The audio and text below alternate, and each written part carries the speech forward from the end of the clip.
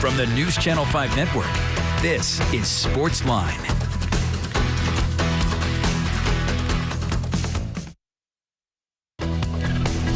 And there's Titans Talk on your television. I am Steve Layman. Glad to have you here with us tonight on News Channel 5. Plus, on another Titans Victory Monday. The Titans able to beat the Colts 19-10 yesterday at Nissan Stadium. Once again, it wasn't particularly pretty. The offense never managed to get into the end zone, but did get 4 field goal drives. And Andrew Adams, unheralded safety, steps in front of a Matt Ryan pass and returns it 76 yards for a touchdown. The first defense or special team score of the year for the Titans. And it was a big one as it helped them get a little margin and ultimately hold on against the Colts for the season sweep already in that series. The Titans are done with the Colts for this season unless they would somehow meet in the playoffs. So that means effectively, Tennessee has a 2.5 game lead in the AFC South right now. The Colts are the team directly behind them at 3-3-1. The Titans now 4-2. 4 straight wins after that 0-2 hole they got themselves into. And most importantly, when you look at the division, the Titans have that lead on the Colts with the tiebreak in hand. And so they're in a great position with a chance to make it 5 in a row this week as they go to last place Houston, a game that you can watch at 3:05 on Sunday afternoon over on News Channel 5. But yesterday, once again, they found ways to get it done. And I think you saw some emphasis from the bye that came to fruition on the field. And what do I mean by that? When you go into the bye, you obviously want to do some self-scout. You want to figure out some of the things that you either do well and emphasize it, or you want to find out some of the things that you don't do particularly well and fix them. And what you saw yesterday is a Titans team that took some of the keys that they worked on with the extra practice time, with the extra meeting time over the bye, and you saw it on the field. The Titans went to limit the big plays, and they limited Indianapolis in the big plays. They had 1 gain of 20 yards. Their next 2 biggest plays were 14-yard gains. The Titans absolutely took out the X-play, which had been their problem through the first 5 games of the season. Offensively, they wanted to run the football, and they particularly wanted to run the football in the fourth quarter and close a game out. And what did you see yesterday? You saw the Titans run for a season high in yardage. You saw Derrick Henry run 30 times. You saw him run for 128 yards. You saw 67 of those yards come in the fourth quarter as they put the game away. You saw the Titans score in the fourth quarter for the first time this season.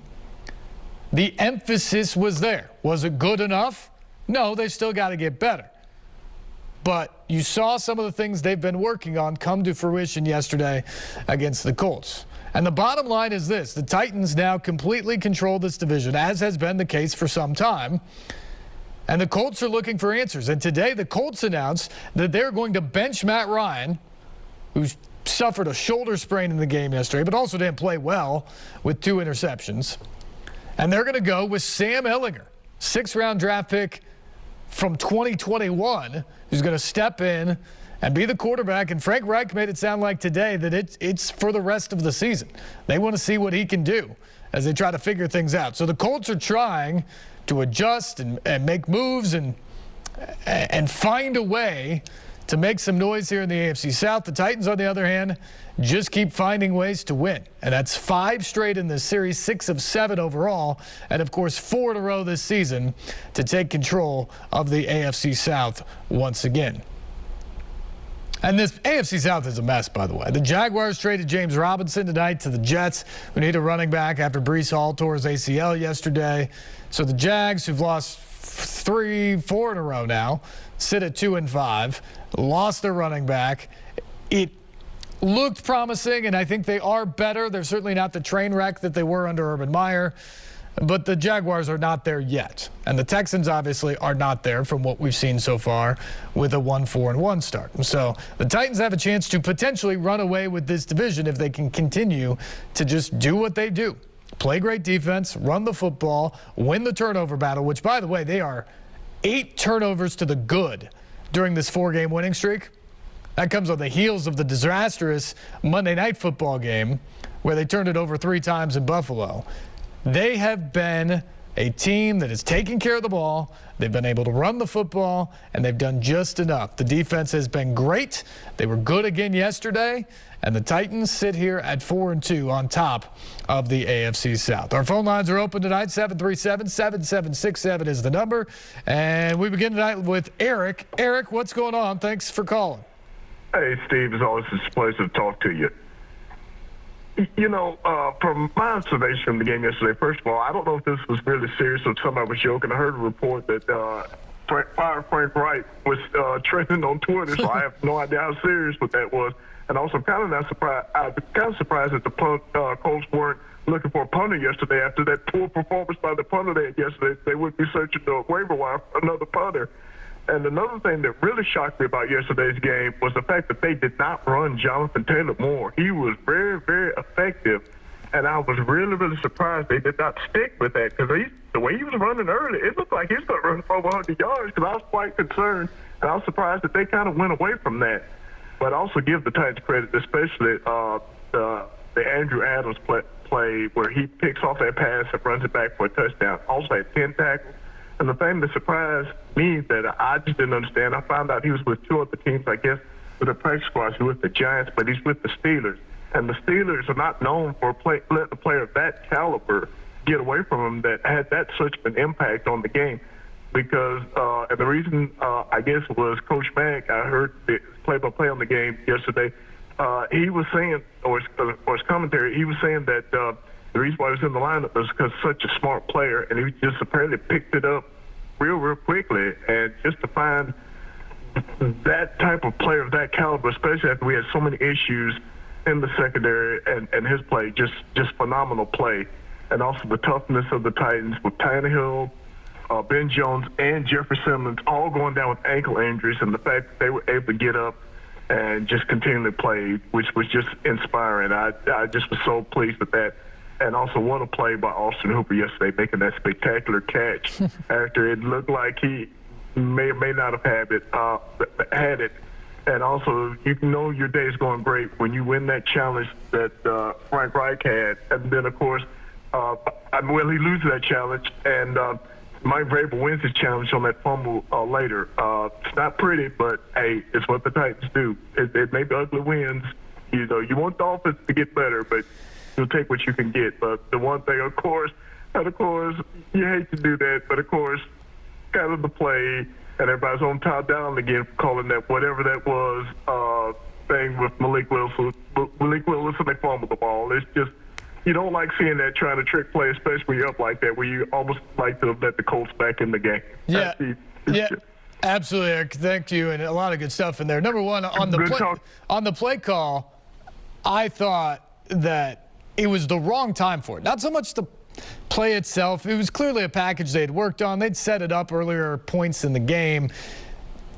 So I don't mind that. That's a little trick you throw in there, a wrinkle. It makes defenses think about it. I just didn't like when it came in the game because, as we talked about, one of their emphasis for the week, one of the keys to the game was win the fourth quarter, run the football, and finish the game off. That was the key. That's what they talked about all week long. And they get out there and they start the fourth quarter by running with Derrick Henry. It's like 5 yards and 6 yards. And it looks like they're just pounding it away and doing exactly what they set out to do. And then all of a sudden, they try this kind of gadget play with a hobbled quarterback and a rookie who'd really never been on the field before, who's a quarterback who's now in a running back position on a speed sweep where he lined up as a wide receiver. There's just things that can go wrong there. And it's too cute. If it was the second quarter of the game and you're trying to find a big play, that's one thing. But to me, at that point of the game, it flew against what they wanted to do. Their goal yesterday, and what they did basically for the majority of the fourth quarter, was to line up and smack the Colts in the face and get Derrick Henry to run downhill and run out the game. And so that was my real beef with the play, is when it came. The other thing you brought up was just the Titans ability to win and win in different ways with different guys. And you talk about Andrew Adams, Terrence Mitchell as well. He was on the practice squad in New England. They were signed on the same day, September 21st. And here they are yesterday. One guy makes the interception that blows the game open as he runs it back 76 yards for a touchdown. The other guy gets the punch out on Michael Pittman that leads to the fumble recovery that essentially seals the game in the final couple of minutes. Both those guys were elsewhere a month ago on practice squads, just hoping to have the opportunity to be active on game days. And now here they are in Tennessee doing just that and making big-time plays to help this team out. It is not the MO of those other teams to allow guys like that to go, but this is the new era of the NFL with these enlarged practice squads and the ability to bring practice squad guys up to game level action. The one thing about having a guy on a practice squad, though, is another team can sign him immediately to be on their active roster. If they're willing to give him that money and give him the roster spot, you can't protect him on your practice squad. And so Andrew Adams in particular is a guy who's been around in the league. Yesterday was his 8th interception. He had 7 previous interceptions. I don't know, other than Kevin Byard, I'm not sure anybody else on the Titans roster right now has that many interceptions in their career. And so Andrew Adams is a guy who's proven himself in this league, but for whatever reason, he was kind of tucked away there on the Steelers roster. And credit John Robinson and the personnel staff. I know you can criticize certain things for why the roster's in the place it is right now, but that was a good find to go get a guy like that who can come in and make plays. And he's played a valuable role the last couple of weeks for this team, and he was everywhere yesterday. Yes, he had the interception, but he tied for the team lead in tackles as well. He was around the ball all day long. It's just another example of the Titans going out and bringing guys in, giving them a role and expecting them to live up to the job. Made a lot about it last year that this team continued to win and won 12 games and got the 1 seed in the AFC using an NFL record 91 different players. This season, that number's already up to 66 after Josh Thompson, so the safety, got in yesterday, and Mason Kinsey, one of the many wide receivers around, got in yesterday. 66 players already through 6 games this season, and the Titans just continue to find ways to win, now 4 in a row and on top of the AFC South. Go back to the phone, say hello to Gordon. Gordon, what's going on? Hey, Steve. You know, I agree with a lot of what you and the last caller said about finding ways to win and the toughness and all that. But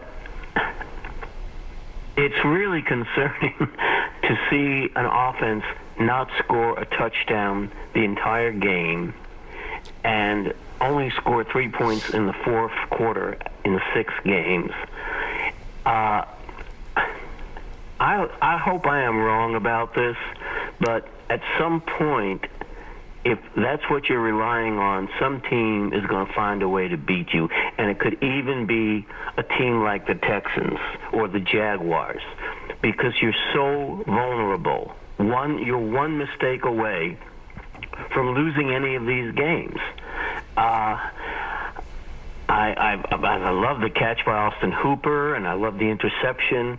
I love what the defense has been doing, but the offense has got to step up, and it's great. Derek ran for 128 yards, but we still didn't score a touchdown even with that. And frankly, I think a lot of this deficit, I'm using the word deficit, is that we still have an offensive line that is inconsistent. And I don't know what you do about that in the middle of the season, but, you know, that's got to be a priority for next year, either in free agency or the draft, because it starts with your offensive line to protect the quarterback, to open up holes in the run game, for the play action.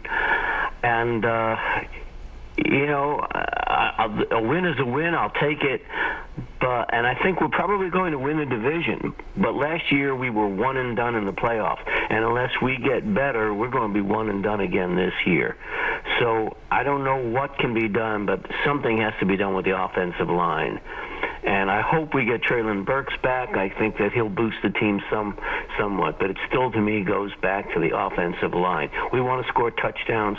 We got to be protecting the running back or opening up holes for the running back, and we have to protect the quarterback. So that's my 2 cents. Yeah, Gordon, thanks for the call. You're right. The 2 things that absolutely have to get better for this team is they have to be better up front on the offensive line, and they have to find a consistent passing game. Ryan Tannehill played well yesterday.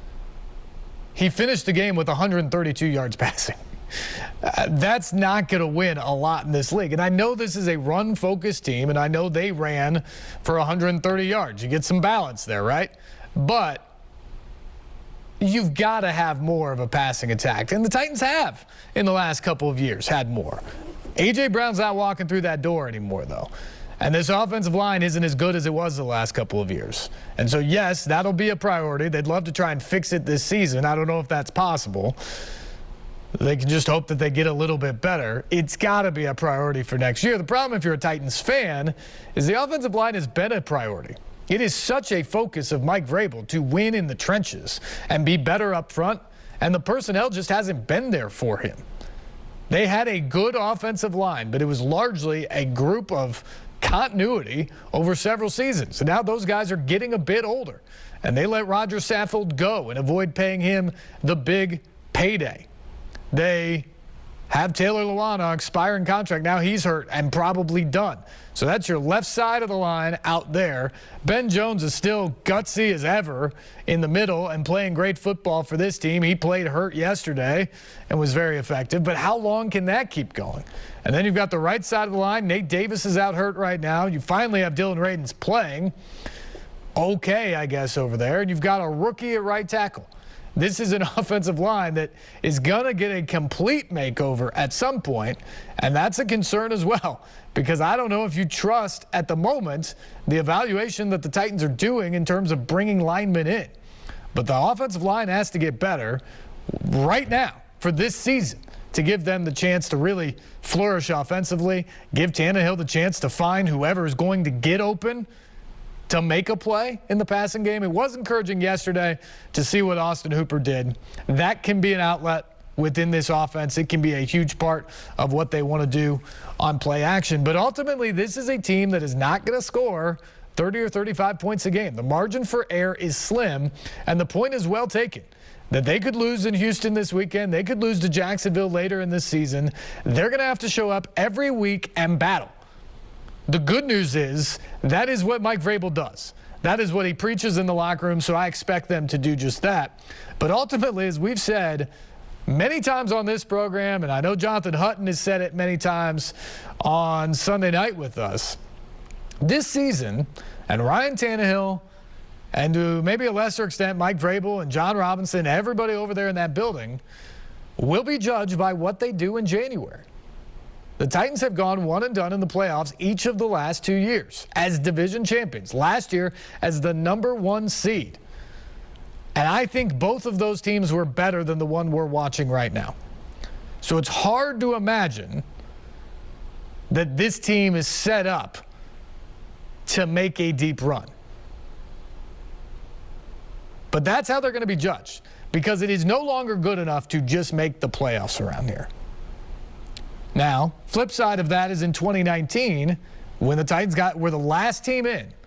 I don't know who thought they were capable of making a deep run at that moment. They showed some signs in December, but I don't think anybody thought that they were the team that was the likely threat for the Chiefs or maybe could get to the Super Bowl, and there they were in a battle in the AFC Championship game. So it's possible to get hot late. It's possible to make a run in the playoffs, even when people least expect it. But ultimately, the Titans had a golden opportunity last year, and they blew it. And now they're back this year with a team that just isn't as good as the one that was there last year. Can they keep winning? Maybe. Should they win the division? I think so. Will they get back to the playoffs? I think so. But ultimately, the goal here, at this point especially, is to win the Super Bowl. And it's not going to be enough if they lose early again. We'll expand more on that. We'll get into some other thoughts as well when we come back. Our phone lines are still open. 737-7767. You're watching Titans Talk on News Channel 5+.